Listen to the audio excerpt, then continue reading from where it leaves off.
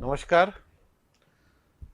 आज मैं आपको एक ऐसे व्यक्ति से मिलवाना चाहता हूं जिसको कोयलांचल में श्रमिकों का मसीहा कहा जाता है एवं इस अंचल में हिंदी भाषियों के रहनुमा के रूप में भी आजकल उनको जाना जाता है।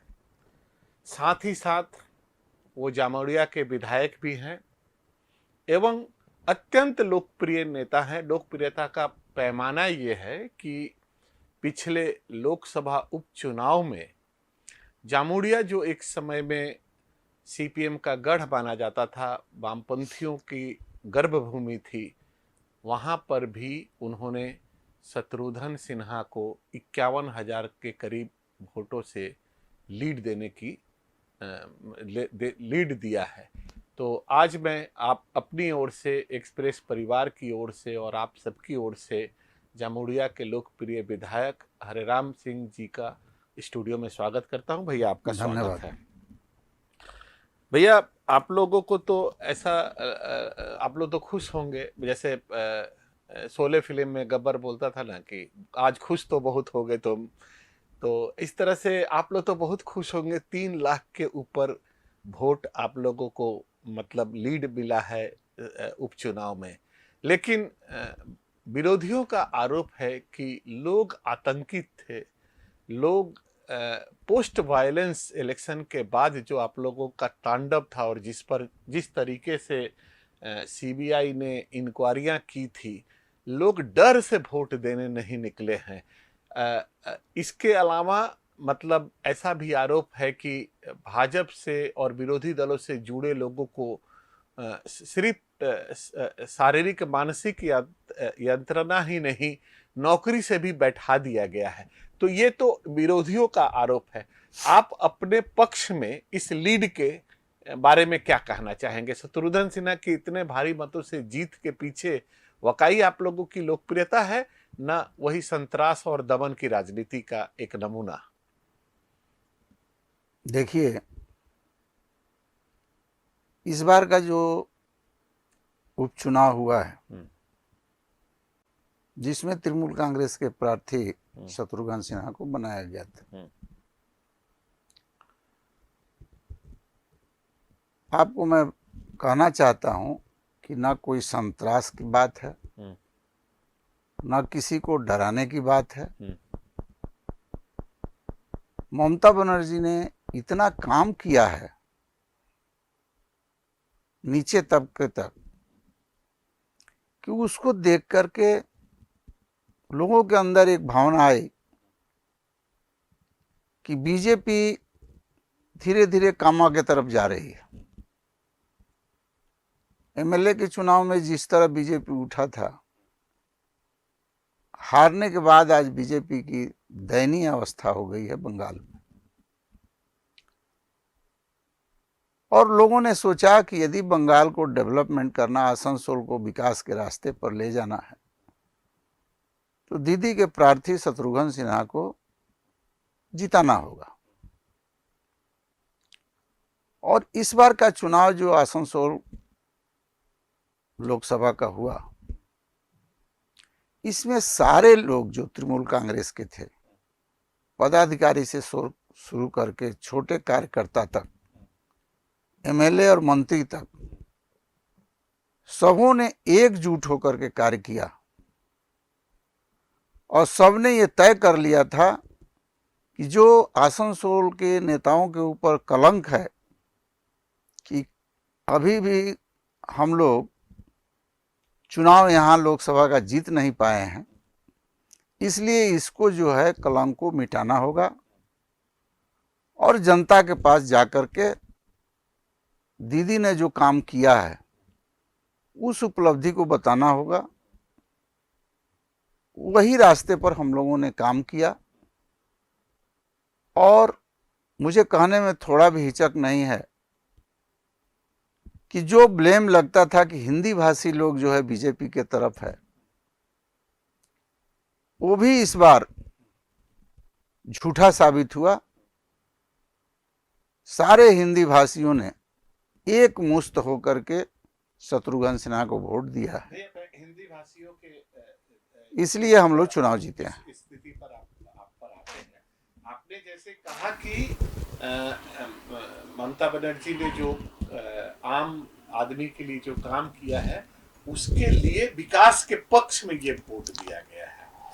आज जब से आज के डेट पे आपके पास आसनसोल कॉरपोरेशन है, सारे जगह सत्ताधीन आप लोग हैं, विकास साधारण लोगों का, ये विरोधियों की बात नहीं है, साधारण लोगों का बात है कि आसनसोल दुर्गापुर अंचल में विकास ठप हो गया है। देखिए, मैं आपको एक चीज बताना चाहता हूँ, एक समय में विकास का लाइफलाइन हुआ करता था एडीडीए।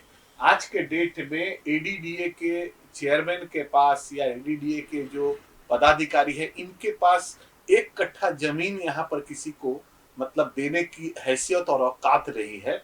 इसके लिए भी कलकत्ते से नगर उन्नयन मंत्रालय से परमिशन लेना पड़ता है। और जो रिंग रोड की बात थी या इंडस्ट्रियल डेवलपमेंट की बात थी, कुछ निंदुक लोग तो ऐसा भी कहते हैं कि पिछली जो आपके जो आसनसोल की बोर्ड थी, उस बोर्ड में आपसे वैचारिक विरोध हो सकता है, लेकिन जितेंद्र तिवारी ने कुछ काम किया था और काम करके दिखाया था, और आज तो सारा कुछ ठप पड़ा हुआ है। तो विकास के नाम पर इस बार लोगों ने आपको वोट दिया है, ये आपका कहना आपको कहाँ दिख रहा है विकास? मतलब पश्चिम बर्धमान में आपको विकास कहाँ? देखिए, आप जो एडीडीए की बात की है, विकास के लिए हमारे पास कई तरह के साधन हैं। एक एडीडीए है, एक जिला परिषद है, एक पंचायत समिति है, एक ग्राम पंचायत है। ये जो भी विकास का काम है, इनके थ्रू होता है। आज की परिस्थिति में आप पश्चिम बर्धमान के किसी कोने में चले जाइए, रास्ता आपको देखने को मिलेगा कि हाँ, ये सरकार ने रास्ता काम किया है। कहीं भी आपको रास्ता खराब दिखाई नहीं देगा, जो इससे पहले हम लोगों ने देखा है। साथ ही साथ आपने कहा कि एडीडीए का काम जो है ठप है, कलकत्ता से परमिशन लेना पड़ता है। यह जो है पार्टी का बात है, हमको किस तरह डेवलप करना है। हमारे एडीडीए चेयरमैन बहुत भले आदमी हैं, उनके ऊपर एक पैसा का आरोप नहीं हो आज तक है कि उन्होंने कोई काम के लिए किसी से रिश्वत लिया हो। ऐसा स्वच्छ आदमी को दीदी ने यहाँ एडीडीए का चेयरमैन बनाया है और ईमानदारी से वो काम आज कर रहे हैं। अब रही बात डेवलपमेंट के लिए, तो डेवलपमेंट के लिए जो काम करना चाहिए, जो गरीबों को जरूरत है,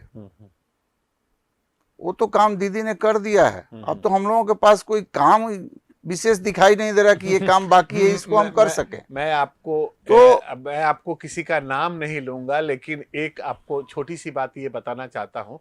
एक दिन मैं जिला परिषद आपके गया था, तो जिला परिषद के आपके भूतपूर्व जो अध्यक्ष थे, अभी तो उनकी पत्नी अध्यक्ष हैं, उनसे मेरी बातचीत हो रही थी। तो ऑफ द रिकॉर्ड बहुत सारी बात हुई, लेकिन ऑफ द रिकॉर्ड का मतलब ऑफ द रिकॉर्ड होता है पत्रकारिता के मिनिमम मानकों में उसकी रक्षा होनी चाहिए। लेकिन एक अभियोग और आरोप तो उनका था कि जिला परिषद के पास कोई फंड नहीं है कि हम लोग कोई डेवलपमेंट का काम करें। और साइमल्टेनियसली ये भी बात आ रही है कि आज ये जो लक्खी भंडार है या बाकी सारी चीज़ें जो मतलब खैरात का जो दौर चल रहा है, ये सारी चीजें उन्हीं जिला परिषद, उन्हीं पंचायत समिति, उन्हीं पंचायतों से काट कर पैसा मतलब क्या नाम है कि बांटा जा रहा है, जिसके चलते डेवलपमेंट बाधित हो रहा है। ऐसा आपके मतलब आलोचकों का भी कहना है। इस पर आप क्या कहेंगे? देखिए, आलोचना करने वाले तो आलोचना करेंगे ही, उनका काम है। और जहाँ तक फंड की बात आपने किया कि जिला परिषद के पास फंड नहीं है डेवलपमेंट करने के लिए, 2 साल आपने देखा कोरोना काल गया। कोरोना काल में किस तरह हम लोग और हमारी सरकार काम किया वो भी आपने देखा है। और जो आपने अभी लक्खी भंडार का खैरात की बात की, ये खैरात नहीं है, ये गरीबों का अधिकार है, वो उनको मिलना चाहिए। आज तक कोई सरकार यहाँ तक नहीं पहुंची है कि गरीबों को देना है, और बाकी को महिलाओं को सशक्तिकरण बनाने के लिए महिलाओं के लिए कुछ काम करना पड़ेगा, केवल भाषण देने से चलने वाला नहीं। तो वही तो कहा और जा रहा है कि कहीं से काट कर कहीं से वो तो दिया जा रहा है। वो बात जो है आलोचना करने वाले करेंगे, लेकिन हम लोगों के पास फंड की कमी नहीं है। अभी आपको मैं बताना चाहता हूँ, सभी ग्राम पंचायत के तरफ से लिस्ट मांगा गया है। हमारे कारपोरेशन के तरफ से सभी जो हमारे काउंसलर हैं उनको लिस्ट मांगा गया है, आप इमीडिएट दीजिए। वो लोग दे भी रहे हैं और फंड अलॉट हो रहा है। और आप विश्वास रखिए कि जिला परिषद हो या एडीडीए हो या हमारा कारपोरेशन हो, ये सभी लोग कंधा से कंधा मिलाकर डेवलपमेंट के ऊपर। चलिए भैया, एक सवाल आपसे सीधा तौर पर पूछ लेते हैं। दुर्गापुर आसनसोल अंचल आपके लिए कुछ नया नहीं है। अगर विकास की बात अगर हो रही है, जिला पंचायत नगर पालिका और आपके एडीडीए की भी बात हो रही है, मैं आपसे सिर्फ ये पूछना चाहता हूँ, दुर्गापुर से आसनसोल तक 5 ऐसे काम बता दीजिए 11 साल में जो मतलब जिसको आप उपलब्धि के तौर पर गिनाते हैं। जैसे सीपीएम के जमाने में आज भी आपकी दुर्गापुर की मेयर जब भी सृजनी में जाती हैं, ये उनकी भला मानसिकता है कि वो बेचारी स्वीकार करती है कि हाँ, रथी राय ने एक यहाँ पर सृजनी हॉल दिया था, इसके लिए हम एहसानमंद हैं। सिटी सेंटर का ये भाग आज जिस तरीके से डेवलप है, आप रोड के उस पार में देख लीजिए। आप एडीडीए का काम बता दीजिए, आप जिला परिषद का काम बताइए। 5 ऐसा काम बता दीजिए जिसको आप ब्रांडिंग कर सके कि हाँ, ये हमारी सरकार ने इस अंचल में किया है। देखिए, 5 काम बताइए। 5 काम आपको हम हाँ बताएंगे, 5 क्या 50 भी बता सकते। 5 ही बता दीजिए ना, कोई बात नहीं है। आज हमारी सरकार आसनसोल और दुर्गापुर के लिए जो किया है, हम कभी सोच नहीं सकते थे कि आसनसोल में भी यूनिवर्सिटी हो सकता है। सीपीएम 34 साल सरकार में रहा है, आप सीपीएम की बात कर रहे हैं कि बहुत रथिंदा ने काम किया है, लेकिन हम लोगों ने, हमारी सरकार ने यूनिवर्सिटी दिया आसनसोल को। बहुत सारे, सिर्फ आसनसोल को होलसेल रेट में, होलसेल की बात आपने होलसेल में दिया है आपने। अच्छा चलिए ठीक है, एक मान लिया आपको यूनिवर्सिटी समझ गए, यूनिवर्सिटी दिया, ठीक है। साथ ही साथ आसनसोल को डिस्ट्रिक्ट कोर्ट बनाया है, डिस्ट्रिक्ट कोर्ट बनाया, सीबीआई कोर्ट बनाया। आसनसोल को हॉस्पिटल दिया, ये सही हॉस्पिटल दिया, और भी हॉस्पिटल दिया, समझ गए। साथ में थोड़ा दुर्गापुर का भी बोलते जाइए। दुर्गापुर की बात है, दुर्गापुर में काम चल रहे हैं। रानीगंज जमुड़िया का भी बात करिए। रानीगंज जमुड़िया में भी काम हो रहा है। जमुड़िया में भी ब्रिज बनाने की बात कही थी बीरभूम के साथ। हाँ, एक हमने चुनाव के समय बोला है, और आपको जानकारी के लिए मैं बता दूं, अभी 4 दिन पहले पीडब्ल्यूडी मंत्री के साथ मैं बैठा था दरबाडांगा पुल के लिए। उसके लिए कागज तैयार हो रहे हैं, नापी उपी शुरू होगा, और मैं जब कमिटमेंट किया हूं जनता के बीच में, तो हमारे पीरियड में ब्रिज हम बना कर दिखाएंगे। चलिए, समझ गए, शुभेच्छा आगे से। और रानीगंज में फायर ब्रिगेड की भी जरूरत है, इसको भी हमने रखा था। अभी 1 सप्ताह पहले सुजीत बोस जो है हमारे मंत्री, उनको भी मैंने लेटर दिया है, और अपने मंत्री मुलाहिदा को भी बोला है कि इसमें आपके सहयोग की ज़रूरत है, ये रानीगंज के लिए होना चाहिए।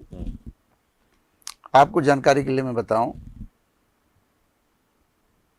आपने ही कहा जमुड़िया इंटीरियर इलाका है, गांव ज़्यादा हैं, हॉस्पिटल आसनसोल है, बिल्कुल डिस्ट्रिक्ट हॉस्पिटल, दिक्कत है।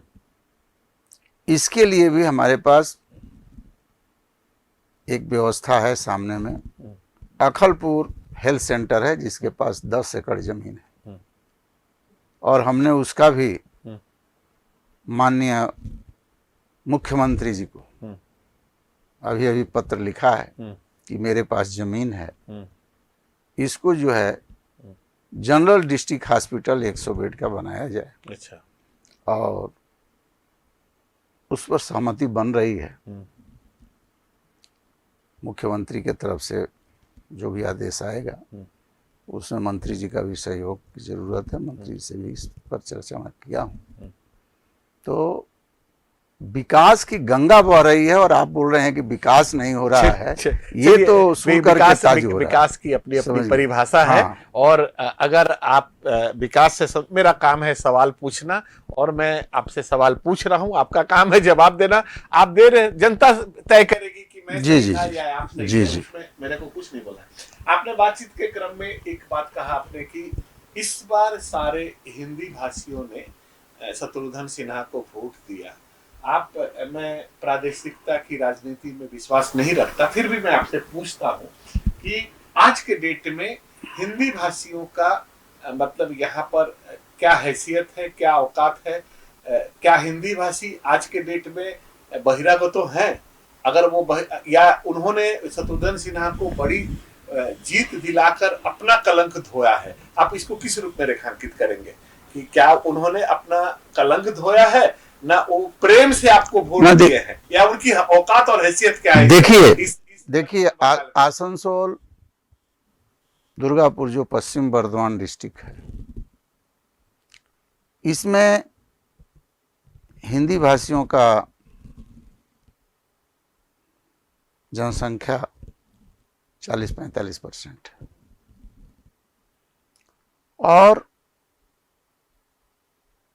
आपको मैं 34 साल पीछे ले जाना चाहता हूं, जिस समय सीपीएम की सरकार थी। हम लोग उनके पास गए थे, बुद्धदेव भट्टाचार्य जी मुख्यमंत्री हुआ करते थे, कि हिंदी भाषियों के लिए कुछ करिए, इनके लिए स्कूल का व्यवस्था करिए, प्रश्न पत्र जो इंग्लिश में आता है असुविधा होती है, हिंदी में आना चाहिए। उन्होंने नहीं सुना। उन्होंने हिंदी भाषी को वोट बैंक बना करके रखा था, डरा धमका करके वोट लेते थे। लेकिन दीदी के आने के बाद 2011 के बाद हिंदी भाषियों के लिए जो काम किया है, आप उसको डिनाई नहीं कर सकते। हिंदी में प्रश्न पत्र आना शुरू हो गया। पश्चिम बर्धमान में 35 हिंदी प्राइमरी स्कूल हम लोगों ने खोला है। आपने देखा हिंदी एमए की पढ़ाई नहीं होती थी, हमारी बच्चियां बर्धमान और कलकत्ता और झारखंड जाती थी। बीबी कॉलेज में शुरू हुआ है, यूनिवर्सिटी में शुरू हुआ है। दीदी ने बार बार कहा कि हिंदी भाषी मेरे अपने हैं। लोग कहते हैं, विरोधी कहते हैं, बहिरागत की बात करते हैं, वो बात नहीं है। दीदी जो हिंदी भाषी हमारे प्रदेश में रहते हैं सब दीदी के हैं। और आपने शिक्षा के क्षेत्र में योगदान की बात और सांस्कृतिक धरातल पर आप यहाँ पर हिंदी भाषियों का योगदान क्या सुनिए, है? ऐसा है कि हिंदी भाषी एक होकर के काम करेंगे तो हिंदी भाषियों का एक औकात है। हर क्षेत्र में वो काम कर रहे हैं, बिजनेस से लेकर के नौकरी से लेकर के हर क्षेत्र में आगे। और आज के डेट में आप हिंदी भाषियों की बात करते हैं, आपके सामने हिंदी भाषी में एक एमएलए बैठा हूं, मैं भी एक हिंदी जो कभी मतलब कभी मैं सोच नहीं सकता था कि मैं जमुड़िया से मिले होंगे, अरे हमको टिकट मिलेगी, लेकिन दीदी के नज़र में हम दिखाई दिए और उन्होंने मुझे टिकट दिया और उनके विश्वास के ऊपर मैंने खरा उतरा कि जमुड़िया जैसे जगह में चुनाव जीत कर दिखाया। आप पत्रकार हैं, आपको भी विश्वास नहीं था कि जमुड़िया से हम चुनाव जीतेंगे। सही बात, इसमें कोई आप कोई हाँ, मत नहीं कोई है। पत्रकार नहीं कहते थे कि हम चुनाव जीतेंगे, ना आईबी का रिपोर्ट था, ना ये आपका हमारी पार्टी का रिपोर्ट था, लेकिन दीदी ने मुझे विश्वास किया और उसके कारण हमने दीदी के काम के ऊपर हमने वोट मांगा। हमारा कोई औकात नहीं है और यहाँ पर जितने हम लोग हैं, दीदी को माइनस कर दिया जाए तो सभी माइनस है। नहीं, वो तो है, दीदी का ही देन है। दीदी ने काम ऐसा ऐसा किया है कि जिसको जनता को हम लोगों को कुछ बोलने की जरूरत नहीं। एक चीज में आपसे और हिंदी की बात हो रही तो मेरा आखिरी एक प्रश्न है कि एक जमाना था जब यहाँ पर मतलब एक सांस्कृतिक धरातल पर भी एक हिंदी भाषी लोग चमकते थे। आज के डेट में चूंकि ये बंगाल गौ क्षेत्र है और यहाँ केंद्र सरकार की बहुत सारी प्रतिष्ठानें हैं, टॉलिक की मीटिंग दुर्गापुर स्टील प्लांट में हुआ करती थी, ईसीएल में भी हिंदी को बढ़ावा देने के लिए अलग से एक हिंदी विभाग और एक फंड है, लेकिन ना यहाँ का कोई हिंदी मतलब क्या नाम है कि सेल कोई काम कर रहा है, न ईसीएल में कुछ हिंदी दिखाई दे रहा है। गौ क्षेत्र है, उसकी अपनी मर्यादाएं हैं, लेकिन इसके बावजूद भी मान लीजिए कि पिछले मेयर ने एक हिंदी भवन का निर्माण भी किया था आसनसोल में, आज भी उसके पार्टी के लोगों का आपका कब्जा है और वहां पर हिंदी का कोई काम नहीं, कोई एक्टिविटी नहीं। एक पपेट को आप लोगों ने बैठा कर रखा है और उनके पसंद के लोगों को बैठा कर रखा है जो आपके तृणमूल के एजेंडे को पूरा करते हैं। हिंदी का कहाँ उनका कोई योगदान आपको दिख रहा है? मैं हिंदी से संबंधित ये मेरा सवाल, आखिरी सवाल है आपसे। देखिए, आपने हिंदी के विषय में कहा, दीदी ने हिंदी प्रकोष्ठ बनाया है, आपको मालूम होगा, और हिंदी प्रकोष्ठ का प्रेसिडेंट जो है विवेक गुप्ता को बनाया है, ठीक जो है, हिंदी भाषी, ठीक है, हाँ, सनमार्ग के संपादक हैं। हाँ, और उन्होंने पूरे प्रदेश में कमेटी बनाया है हिंदी भाषियों का, प्रकोष्ठ का एक कमेटी है जिसका मैं उपाध्यक्ष भी हूँ। ठीक। और हर जिले में हिंदी भाषियों का किस तरह विकास हो, क्या क्या इनकी समस्याएं हैं, कैसे दूर किया जाए, ये सारी चर्चाएं हम लोग करते हैं, बैठ के बात करते हैं, मीटिंग करते हैं। आसनसोल पश्चिम बर्धमान का जिम्मेवारी भी दिया गया है यहाँ पर नेता लोगों को। तो हिंदी भाषियों के लिए विशेष स्थान है। आप सुने होंगे अभी तृणमूल भवन बना है, सभी नेता को उसमें बैठने के लिए बोला गया है एक दिन, उसमें हिंदी प्रकोष्ठ के प्रेसिडेंट को भी एक दिन दिया गया है कि भाई वहाँ बैठ करके इन लोगों का समस्या का समाधान कीजिए। और जहाँ तक हिंदी भवन की बात आपने किया, ठीक है, कारपोरेशन ने हिंदी भवन बनाया, कोई व्यक्तिगत कोई आदमी बनाया नहीं, कारपोरेशन ने बनाया। सही बात है। और आज कारपोरेशन के अंडर में है, वहाँ हमारे लोग ही बैठते हैं, काम करते हैं, हम लोग भी बैठते हैं, हम लोग भी जाते हैं और वहाँ काम होता है। और हिंदी भाषियों के लिए अलग अलग कमेटियां हैं, उसमें काम हो रहा है। ऐसी बात नहीं है कि वो उस बिल्डिंग को दे दिया गया दूसरे को या कोई ऑफिस बना दिया गया, ऐसी बात नहीं है। वहाँ हमारे ही लोग काम करते हैं। चलिए, ठीक है, आप अगर संतुष्ट हैं तो ठीक ही है। भैया, अभी 2-3 दिन पहले दुर्गापुर में मतलब ट्रेड यूनियन के 20 सदस्यीय कमेटी की घोषणा हुई। आप चूंकि पुराने मजे हुए श्रमिक नेता हैं और ऐसा कहा जाता है कि ईसीएल में आपका यूनियन भी बहुत बड़ा यूनियन, यूं कहिए कि सबसे बड़ा यूनियन रहा है। ट्रेड यूनियन की आज के डेट में आसनसोल, दुर्गापुर, शिल्पांचल और कोयलांचल में क्या भूमिका है। और कुछ लोग तो आरोप ये भी लगा रहे हैं कि कारखानों के मालिकों के इच्छा पर क्या नाम है कि श्रमिक नेता को कमेटी में मनोनीत किया जा रहा है। क्या बोलेंगे आप? देखिए, आज से 8 महीना पहले टोला सेन डिस्ट्रिक्ट ये स्टेट प्रेसिडेंट थी INTTUC का, उनको all India Trinamool trade union का प्रेसिडेंट बनाया गया और ऋतुव्रत बनर्जी को प्रेसिडेंट बनाया गया। नए हैं, नई ऊर्जा के साथ काम कर रहे हैं और उनको निर्देश दिया गया था पार्टी की तरफ से कि आप हर डिस्ट्रिक्ट में जिला कमेटी बनाइए, ब्लॉक कमेटी बनाइए, जिससे संगठन जो है एक तरीका से चले। उसी तारतम्य में हर डिस्ट्रिक्ट में डिस्ट्रिक्ट कमेटी बनी है और यहाँ भी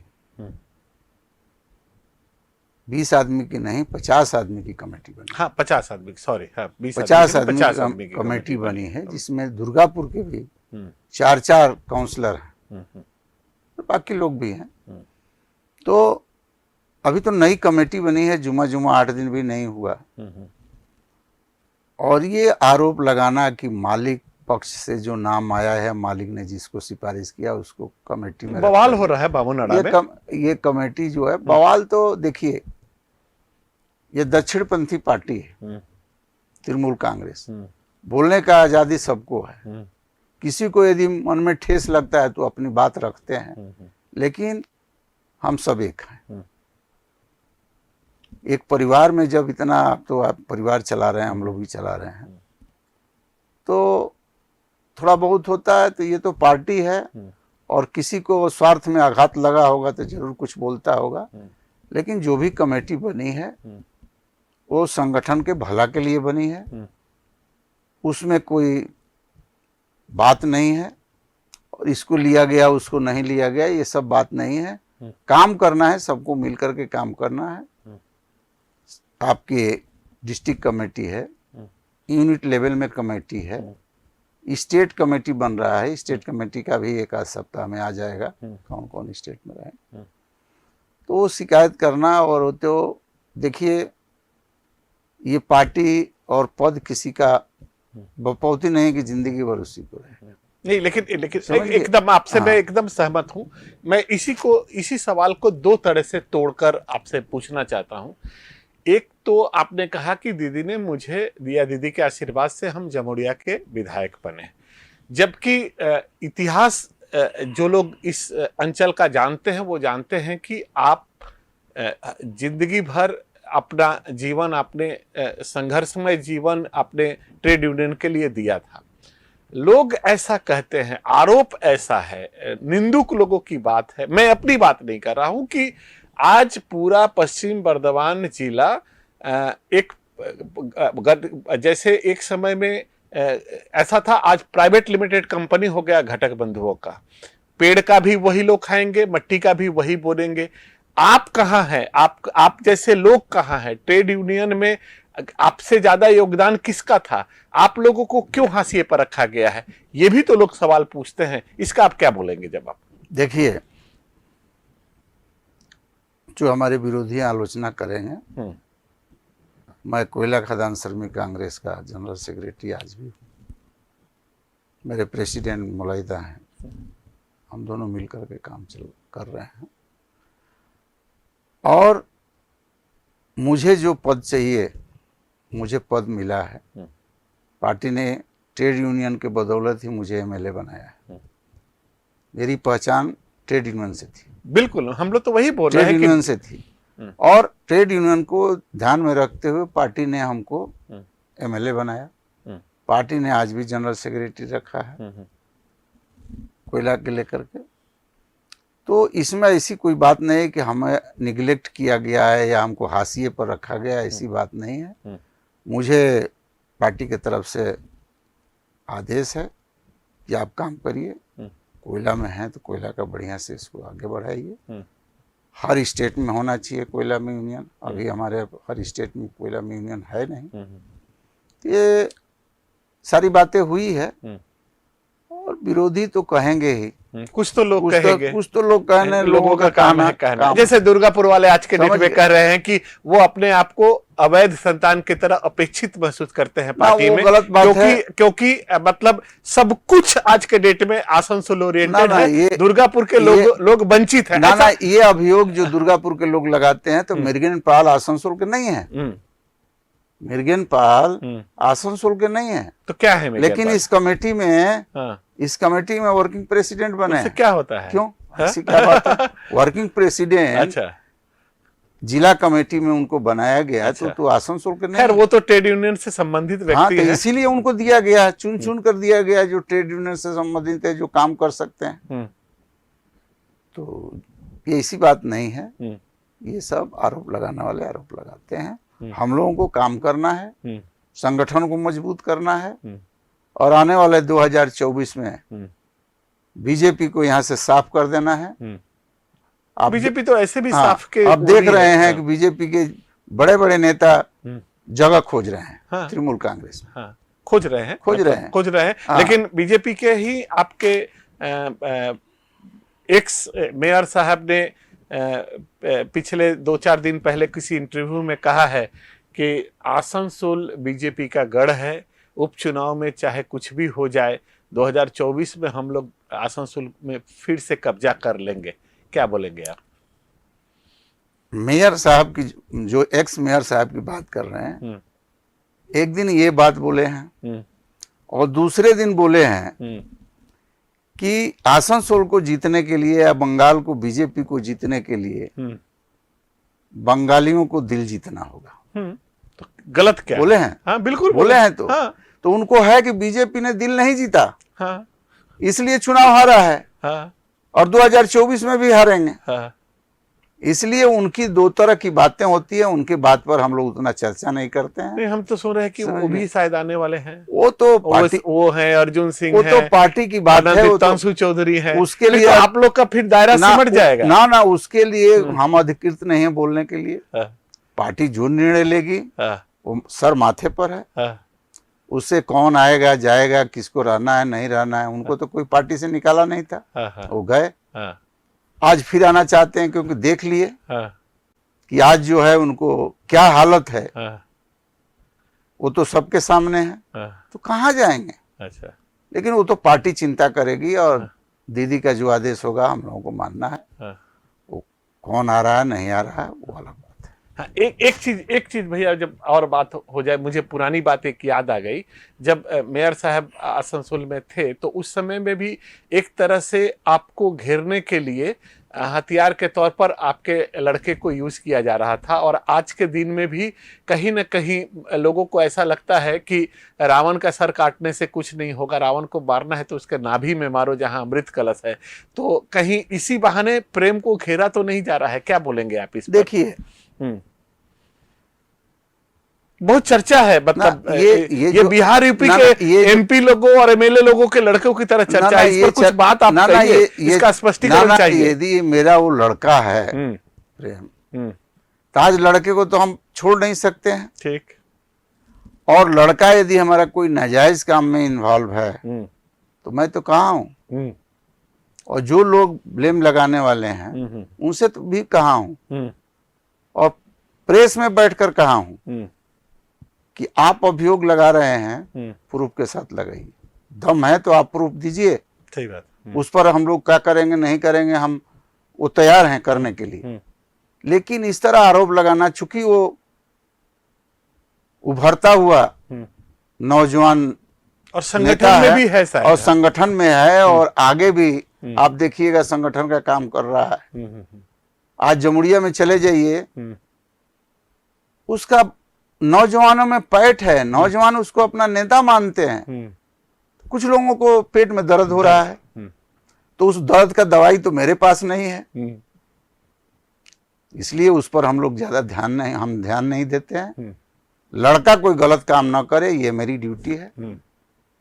और करेगा तो गलत काम करेगा तो उसके ऊपर एक्शन लिया जाएगा। हमको ऐसे लोगों की जरूरत नहीं है और इस लाइन में हम हैं भी नहीं। कोई मेरे ऊपर अंगुली नहीं उठा सकता है, इतना मैं चैलेंज करता हूँ। तो लड़के के लेकर के बहुत लोगों को तकलीफ है कि चलिए कुछ कह दें, कुछ पेपर में निकाल दे, तो उससे कोई फर्क नहीं पड़ता है। प्रूफ है तो आप दीजिए ना भाई। हाँ। और लड़का ईमानदारी से काम कर रहा है, राजनीति तृणमूल कांग्रेस का काम कर रहा है, और उसने प्रयास किया है, विधानसभा में विधायक बनाने में उसने दिन रात मेहनत किया है, कारपोरेशन के चुनाव में 13 जिताने में मदद किया है, एमपी का चुनाव था 51,200 से लीड किया, उसमें उसका भी योगदान है। उसने दरवाजे दरवाजे जा करके लोगों को समझाया है। लोगों को अच्छा नहीं लगता होगा, इसलिए ऐसी बात करते हैं। मतलब नियत में कोई खोट नहीं है, तरीका हो सकता है कि लोगों को पसंद नहीं है। तो उसके लिए तो हम तो कुछ कर नहीं सकते हैं और कर भी नहीं सकते हैं। भैया करीब करीब अभी 1 साल 2-3 महीना हो गया आपके विधायकी का। आपने जो वादा किया था, इसमें एक तो ब्रिज वाली बात भी आपने कहा, अस्पताल की बात भी कही। हालांकि ये बहुत कम समय है किसी विधायक से ये पूछना कि उसने उसकी उपलब्धियां क्या है, लेकिन फिर भी मैं ये जानना चाहूंगा कि कम से कम आपकी प्राथमिकताएं क्या है जामुड़िया के लिए? देखिए, प्राथमिकताएं हमने इलेक्शन के समय में भी बोला था। 3-4 हमारी प्राथमिकता, हॉस्पिटल की बात है, हॉस्पिटल में परेशानी है, फायर ब्रिगेड की बात थी, पुल की बात थी, रोजगार की बात थी। कहें कि 17 फैक्ट्रियां हैं हमारे विधानसभा में। आज भी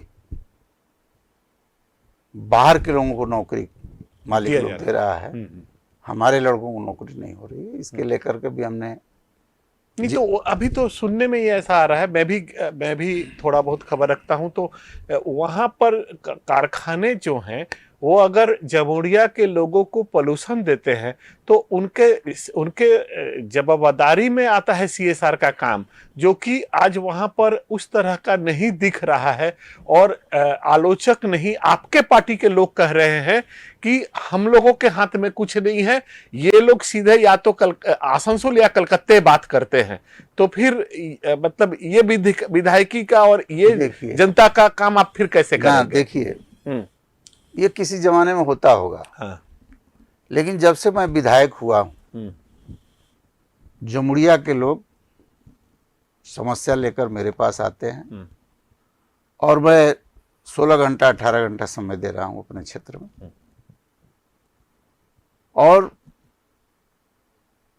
इसको लेकर कि पॉल्यूशन, वहां के लोग आते हैं तो नौकरी उनको मिलना चाहिए। बिल्कुल। तो ये बात जो है, जो आपने कहा, ये ऑलरेडी हमने चर्चा भी किया है। जिला प्रेसिडेंट से मेरी बात हुई है। ट्रेड यूनियन के ना पार्टी के? ना पार्टी के। अच्छा। जिला प्रेसिडेंट से हमने अपना, चूंकि वो पार्टी प्रेसिडेंट है, हमारे जो तकलीफ है उनको तो बोलना पड़ेगा। बिल्कुल। तो हमने उनको बताया कि भाई ये परिस्थिति है, यदि आज हम नहीं विचार करेंगे तो रिवोल्ट हो जाएगा। सही बात है। गांव के लोग वहां आंदोलन शुरू करेंगे। उन्होंने अपना जमीन दिया है, सब कुछ दिया है, सब कुछ। तो इसलिए इस पर जो है मंत्री से बात हुआ है प्रेसिडेंट साहब से कि हम लोग बैठेंगे, सभी मालिक को बुलाइए और बैठ करके बात करके उसको हम लोग, मतलब एक रोजगार का, स्थानीय लोगों को रोजगार की प्राथमिकता है, हमारे पास प्राथमिकता है और इस काम को हम करेंगे। आप 1 साल की बात कर रहे हैं, 1 साल आपने देखा कि एमएलए का चुनाव हुआ, फिर कारपोरेशन का चुनाव हुआ, फिर एमपी का चुनाव हुआ, टाइम नहीं मिला। अब हम लोग फुर्सत में हैं, अभी इलेक्शन कोई नहीं है, इसलिए इसको जितना जल्दी हो सॉर्ट आउट करके हम काम करेंगे। और फैक्ट्री जितनी है, सीएसआर की बात आपने किया, नहीं ये तो कंपलसरी है। हाँ सुनिए, बाय लॉज है ये सीएसआर की बात किया। सीएसआर का पैसा उन लोगों के पास है, कहाँ दिखता है आपके? लेकिन आपको बता रहे हैं, लेकिन यूटिलाइज नहीं होता था। वही मेरा, आप चल करके बहादुरपुर एक स्कूल है, समझ गए, एचएस तक, वहां साइंस पढ़ने के लिए रूम नहीं था। वहाँ जो है लेबोरेटरी नहीं था। हमने शाम सेल के मैनेजर को बुलाया, बोला भाई CSR में पैसा आपके पास है, यह काम मेरा इमीडिएट होना चाहिए। हमारी बच्चियाँ बहादुरपुर से चल करके आसनसोल रानीगंज जाती है साइंस पढ़ने के लिए। उन्होंने एग्री किया और 2 रूम बनवा दिया। अभी वहाँ जो है रूम तैयार हो गया है और आपका जो है लेबोरेटरी के लिए भी उन्होंने ही कर दिया है। काम शुरू हुआ है। ये काम आज तक होता नहीं था CSR के। ये सुपर फैक्ट्री है, उसको भी हमने बोला है, उनको भी, हाँ, उनको भी लिस्ट दिया है कि भाई CSR में ये काम आपको करना है और सभी तैयार हैं। कि विधायक जी आज तक हम लोगों को कोई ऐसा बोलता नहीं था और मदद भी नहीं करता था। आप जो हैं करते हैं, इसलिए जहाँ जहाँ जो काम है उसको करिए। आपको मालूम होना चाहिए अभी ये आपका शाम से एक एम्बुलेंस दिया CSR के अंतर्गत, जो डेली सेवा करती है हमारे भी MLA ऑफिस। लेकिन भैया ये तो उंगली कटाकर शहीद होने वाली बात हुई। सुनिए, शहीद होने के लिए तो गला कटाना वो तो गला कटाना पड़ेगा, लेकिन धीरे धीरे थोड़ा सा। हाँ ठीक है, जहाँ कुछ नहीं था वहाँ शुरुआत तो। हाँ, अभी हमने स्वीपर से, हमारे यहाँ बहुत असुविधा था जमुड़िया के लोगों को, कोई एक मर जाते थे, उनका डेड बॉडी लाने के लिए, डेड बॉडी के लिए गाड़ी हमने लिया है। 2-4 दिन के अंदर उसका भी उद्घाटन करेंगे। तो लगे हैं और CSR के अंतर्गत अच्छा काम होगा। मैं प्रयास में हूँ, क्योंकि आप ट्रेड यूनियन भी जानते हैं और कंपनी के प्रयास में हूँ। और आप निश्चिंत रहिए, जमुड़िया का विकास होगा और जो भी काम है अधूरा उसको हम लोग पूरा करेंगे। हमारी सरकार हमारे साथ है, हमारी नेत्री का आशीर्वाद मेरे ऊपर है, हमारे मंत्री जी का सहयोग मेरे साथ है, काम होगा। अच्छा भैया, थोड़ी देर हो गई है कार्यक्रम शुरू करने में और आपको भी बहुत दूर जाना है, लेकिन मैं अपना आखिरी एक सवाल आपसे ये पूछना चाहता हूँ कि अगर जामुड़िया का बात होगा तो एक इस पार बंगला उस पार बंगला, दोनों बंगला का एक सेंटीमेंट वहाँ चुरुलिया से जुड़ा हुआ है। एक जमाने में मुझे याद है कि इसी चुरुलिया में आपके हमारी मुख्यमंत्री के साथ प्रमोद महाजन जी और वाजपेयी जी आए थे नजरुल एकेडमी के 100 वर्ष पूरे होने के उपलक्ष्य में। मैंने ही उस दिन वाजपेयी जी से एक प्रश्न भी किया था, लेकिन जहाँ तक CPM का जमाना था, नजरुल को उन लोगों ने एकेडमी के माध्यम से, चाहे उनके भतीजे के माध्यम से जिंदा रखा था। आज नजरुल को वहां दफनाया जा रहा है, ऐसा एक आरोप लोगों का है, क्योंकि नजरुल के नाम पर खाली एक एयरपोर्ट कर दिया गया है, बाकी उनके जन्म स्थान पर ऐसा कोई एक्टिविटी या ऐसा कोई सांस्कृतिक गतिविधि ठप पड़ा हुआ है, ऐसा लोगों का आरोप है। ये मेरा आरोप नहीं है। तो इसमें वो बांग्लादेश के भी राष्ट्र कवि हैं और यहाँ पर भी उनका बहुत सारा कुछ योगदान है। आप विधायक हैं, आपको गर्व, आपका पहचान भी जुड़ा हुआ है नजरुल का चुरुलिया, तो क्या कर रहे हैं आप? करने की बात यह है, आपने अच्छा प्रश्न किया है। मेरा विधानसभा शुरू होता है चुरुलिया से। प्रथम मैंने चुरुलिया से प्रचार शुरू किया था। ठीक। और चुरुलिया के लोगों को मैंने आश्वासन दिया था कि आप मुझे MLA बनाइए, जो भी चुरुलिया के लिए विकास करना होगा हम करेंगे। चुनाव जीतने के बाद पहला हमको 30 लाख रुपया MLA फंड में मिला था, हमने चुरुलिया को दिया। अच्छा। टोटल पैसा चुरुलिया पंचायत को दे दिया। उसमें एक शमशान बन रहा है और एक जो है आपका कब्रिस्तान बन रहा है। अच्छा। समझ गए? वो पैसा हमने दिया। साथ ही साथ जो आपने बोला कि ये एयरपोर्ट ही है, वो खाली नाम ही है हाँ, बस। एयरपोर्ट का नाम के है। आप यूनिवर्सिटी का नाम भूल जाते हैं। हाँ, यूनिवर्सिटी भी हाँ? है, बिल्कुल। ये तो समझ सब गए? दीदी के ना, ना, स्तर पर वो हुआ। कोई ठीक हाँ, है, हाँ, हाँ। दीदी के स्तर पर दीदी तो हमारी है ना, हाँ, बिल्कुल आपकी है, हमारी भी है, हाँ, ऐसा थोड़ी हमारी है। नेत्री है। तो दीदी ने जो काम किया है हाँ। तो क्रेडिट दीदी को जाएगा ही। मैं दूसरी तरह से ना पूछा ना, था, सुनिए ना, सांस्कृतिक हाँ सुनिए, मतलब धरोहर को सांस्कृतिक विकसित करने की बात हो रही है। सांस्कृतिक धरोहर के लिए भी आपसे मैं बताऊं, चुरलिया एक कॉलेज भी है, उसको भी हमको डेवलप करना है, क्योंकि नजरुल साहब के नाम नजरुल से एकेडमी की क्या स्थिति है? नजरुल एकेडमी के लेकर के भी हम लोगों ने चर्चा किया है। और चूंकि हम 1 साल विधायक हुए, नए आदमी, खुद प्रधानमंत्री आए थे, प्रधानमंत्री आए थे, हम लोग, मेरा सवाल था उनसे कि प्रधानमंत्री चुरली आया है ना, एक कवि के घर आया है। वाजपेयी जी ने कहा था एक कवि के घर आया है। तो इसके लेकर के हमने चर्चा भी किया है, और थोड़ा सा धैर्य रखिए, काम होगा। और चुरलिया को हम लोग प्राथमिकता में रखे हैं, और जो भी अच्छा काम होगा चुरलिया में होगा। वाह, अगर आपको हमारे दर्शकों को और कुछ बोलना है? आपके माध्यम से दर्शकों को यही कहेंगे कि आप तृणमूल कांग्रेस के ऊपर भरोसा रखिए, दीदी के ऊपर भरोसा रखिए। दीदी दिन रात प्रयास करके बंगाल को विकास के रास्ते पर ले जा रही है, इसलिए आप जो है विश्वास रखिए, इसी में भलाई है। और बीजेपी को कभी भी बढ़ने मत दीजिए, ये हमारा अपील है। धन्यवाद भैया आपको।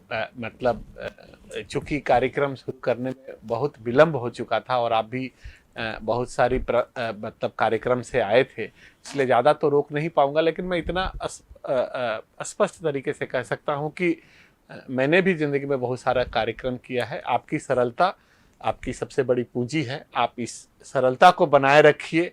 अपनी इसी तरह से आप ट्रेड यूनियन में और मतलब जनता के बीच में उनके लोकप्रिय नेता के तौर पर बने रहिए।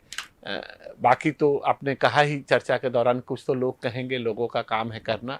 आलोचनाओं का स्वागत होना चाहिए, और आलोचना बहुत ज़रूरी है ज़िंदगी में आगे बढ़ने के लिए। आपका एक बार फिर आभार एक्सप्रेस परिवार की ओर से। धन्यवाद। धन्यवाद।